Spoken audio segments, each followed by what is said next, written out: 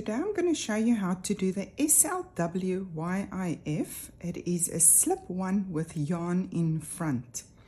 We knitted our last stitch and now we need to bring the yarn forward in order to slip one with yarn in front. So we bring our yarn to the front of the work, we slip the one stitch purlwise, drop it off, and then you would continue to knit as your pattern calls for.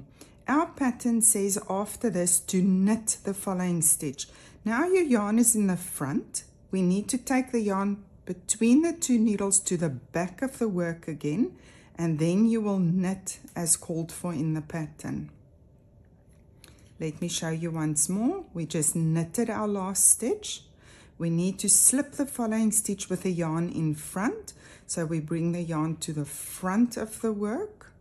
We slip the one stitch purlwise, and then you need to take your yarn back either to the back or the front depending on the stitch it's called for in the pattern. We are going to knit the following stitch, so we take it to the back of the work in between the two needles, and then you continue to knit as called for in your pattern. If you need to do a purl stitch following an SLWYIF, it's at the back. We bring the yarn forward, we slip the one stitch purlwise. That's the end of your SLWYIF.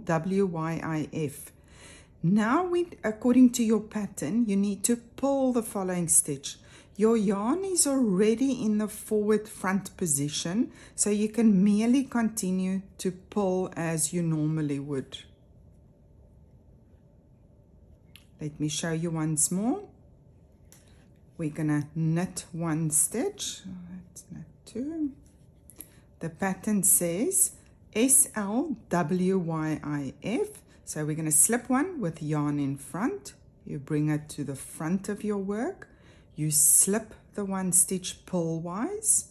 And then you need to look, if your pattern says purl the following stitch, your yarn is already in the front position, which is perfect for purling the next stitch, and then you can merely continue to purl. And that is how we do the SLWYIF stitch.